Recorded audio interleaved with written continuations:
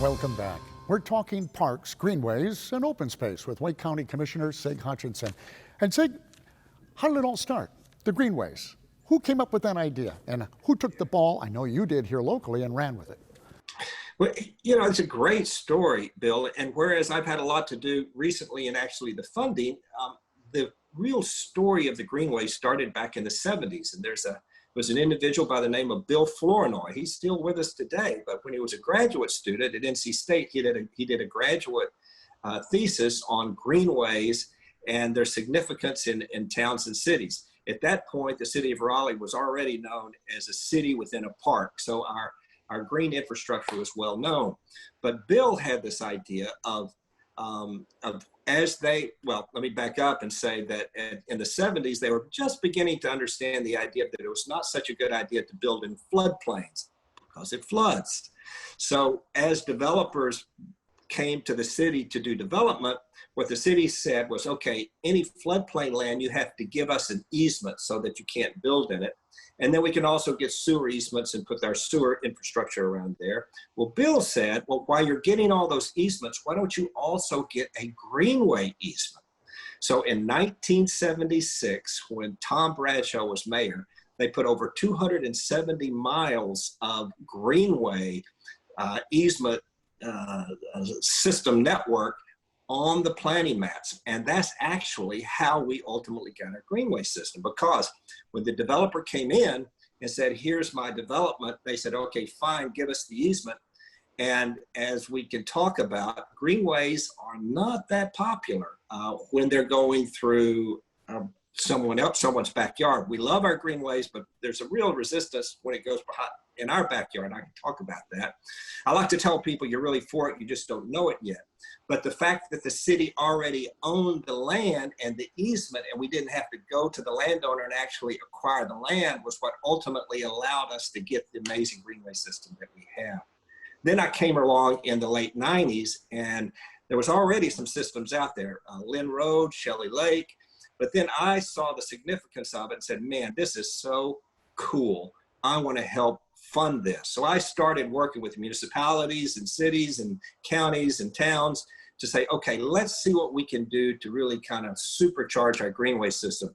And through various bond initiatives, also working with a transportation system that I can talk about, that was a critical link in a really supercharging beyond seeing greenways as a park function to seeing greenways as a transportation function. Okay, tell me about that then. Are you talking about people walking to a destination versus driving? Yeah, we already have a network that you can go a lot of places, but before long, we'll have a network where you can go anywhere that you want in the county, over 200 miles right now. You can go from Clayton all the way up through Raleigh, over through the Umstead State Park, through Cary and Morrisville, over the American Tobacco Trail, and up to Durham without ever having to get on a road, Bill. That's 70 miles. And that is part of, you mentioned earlier in the last segment, the East Coast Greenway. The East Coast Greenway is a greenway plan from Maine to Miami, 3,000 miles. And the longest continuous off-road segment of that entire 3,000-mile corridor is this 70-mile section that runs right through the triangle. But I was working on parks and greenways from a parks function, right? And we were thinking about it as a parks bond. But then I started thinking, the real money's in transportation. If you think about, Bill, that the toll road, that toll road is $100 million a mile, okay? With that level of money, greenways is just a rounding error.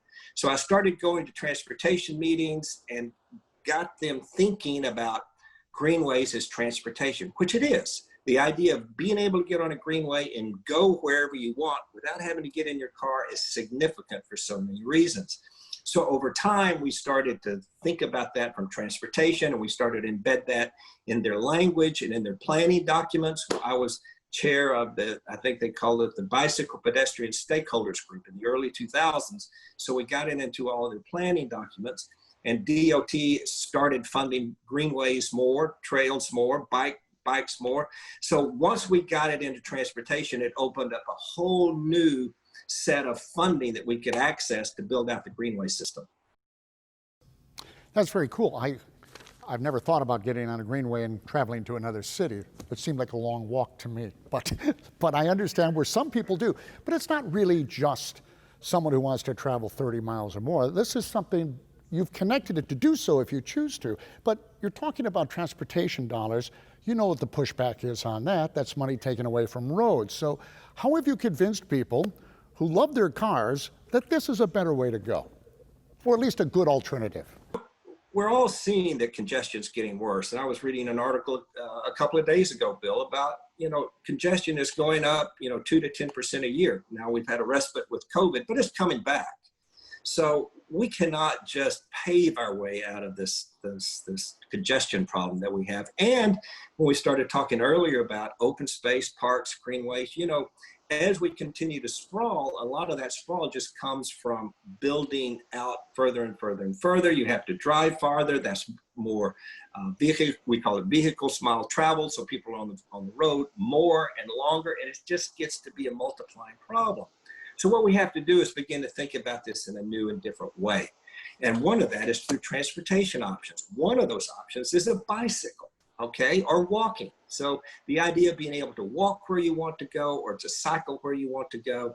I like to say, nobody particularly likes their morning commute, but they always love a beautiful ride on their bike on a greenway to work. So I like to talk about taking the worst part of your day and turning it into the best part of your day, getting some exercise, getting woken up, and enjoying a beautiful, beautiful ride on a greenway to work where you could take a shower and then be ready to work and ready to go. Now, you mentioned earlier that there's a goal of setting aside 30% of the land in Wake County. That's almost a third. I mean, that seems like a lot of land. I understand the sprawl, but on the other side, that's a lot of land set aside. Doesn't that impact the cost of homes? Sometimes in a favorable way if you're selling, but if you're trying to buy, maybe, you know what I'm trying to say here? There is a bit of an offset there. You have to be careful, don't you? Well, people are wanting this, Bill. If you ask them, is open space significant to you? They say yes. And a lot of the land that we want to preserve is in what we call water supply watersheds. So Falls Lake, Jordan Lake, Swift Creek, Little River. So these are watersheds that the land that we're preserving not only cleans the air, but it cleans the water, and it also gives us a beautiful landscape to be able to recreate in and just to, quite simply to look at. I like to say, Bill, that one of the best things we can do from an economic development perspective is when that prospect is coming in from someplace else in the country, to give them a window seat coming into the city, because I know many of the people listening to this show have been on that airplane making that final turn into the airport, and you look down at that amazing green infrastructure, just like I do every time I fly into the airport, and say, I am so glad I live right down there. Well, I'm with you. I'm with you on that. It is beautiful, and I think it's surprising to a lot of people who have never been here. I think they have a much different vision of the triangle. But Sig, stay right where we are at. When we come back, we're actually going to talk a little bit more about the quality of water, and of course continue to discuss about the open spaces and the greenways right here that you can take advantage of. Stay with us.